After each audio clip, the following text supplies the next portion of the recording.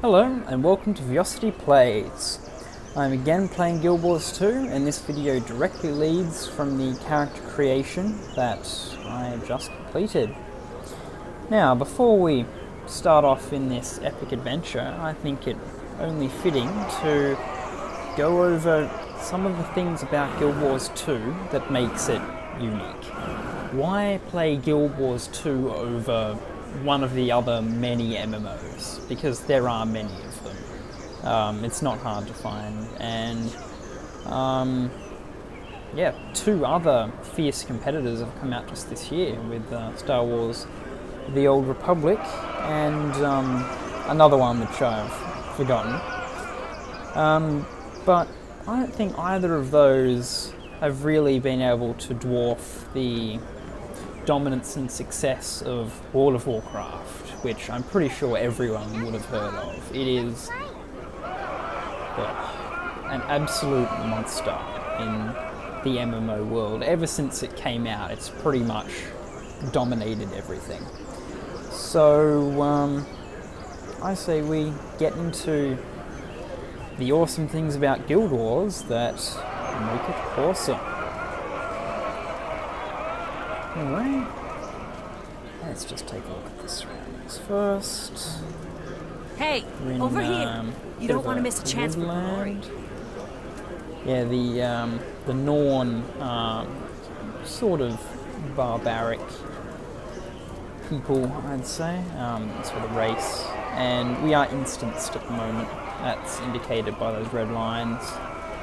Right at the beginning of the game, you are put in an instance. Instanced means that only either yourself or other people at the same point in the game as you are in the spot. Like Zwei there is another human player. They would have just started out like me, but higher level players will not be able to see us.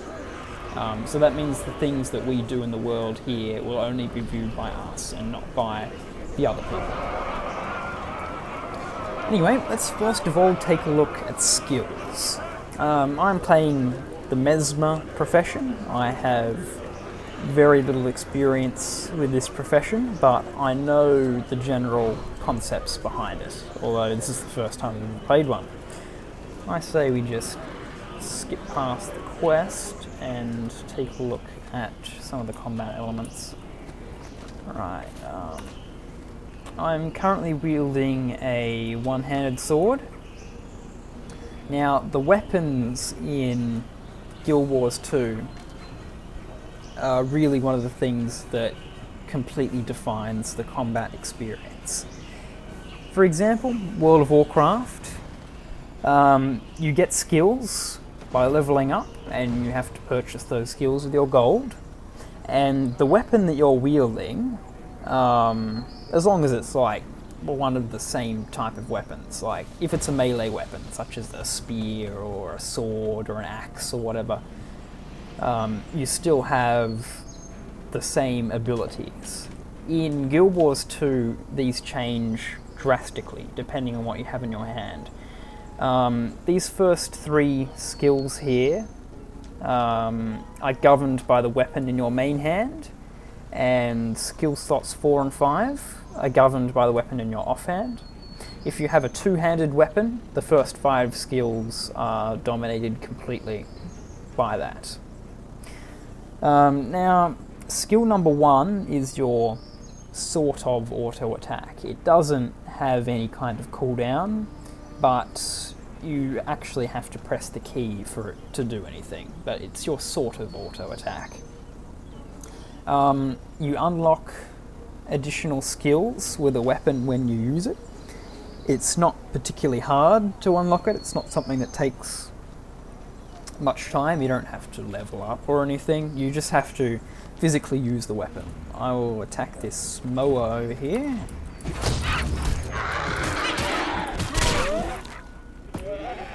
And as you can see, I'm now 20% unlocked for the next ability. Let's just unlock the ability from attacking some mowers here. Using the auto attack, when I press it, it flashes between, or when I'm actually attacking something, it flashes between different icons. Every single slash you do with the sword isn't the same. It's like a bit of a combo sort of thing. Now, let's go over to that number and unlock Blood.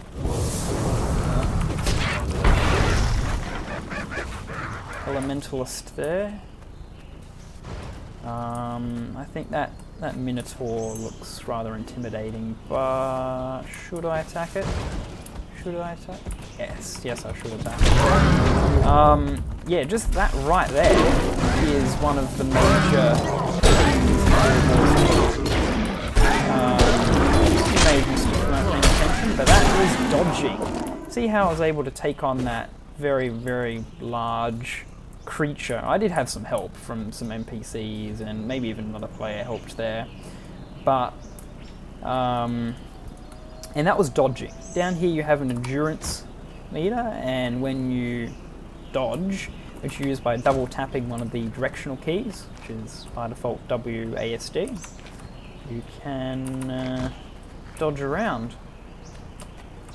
Yeah, that brings a whole new element to the game. Like, it is actually a really big deal.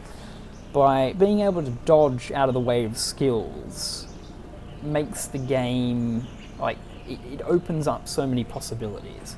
It means that dodging can be a vital aspect of the game, and it is, exactly. They wouldn't put dodging in there for no reason. A lot of combat in Guild Wars 2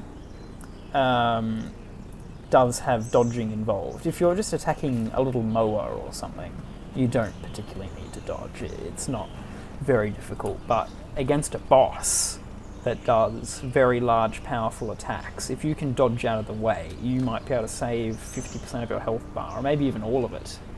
Some enemies might even be able to one-shot kill you.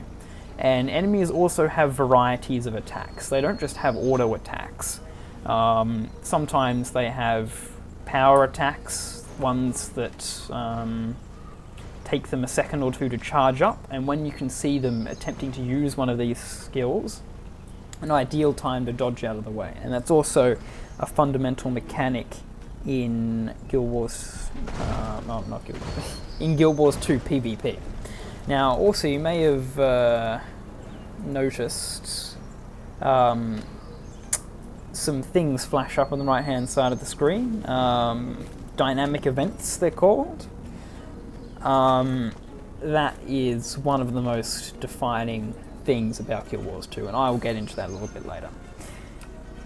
First of all, I say we try out the second skill we have here, which is Blurred Frenzy.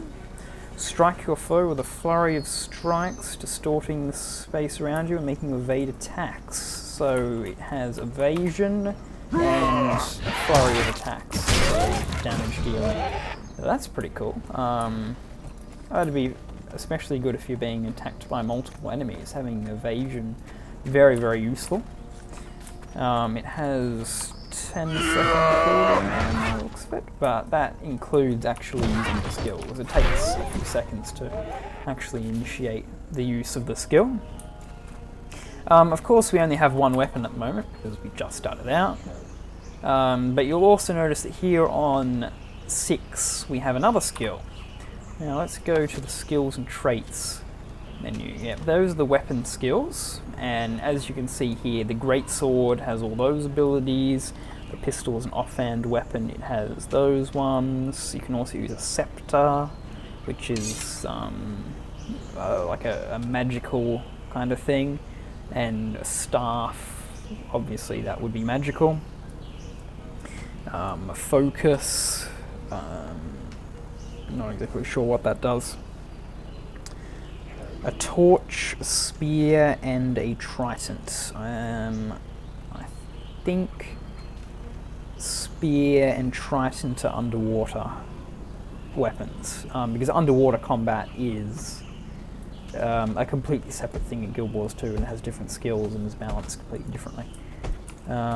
Here we have another random event.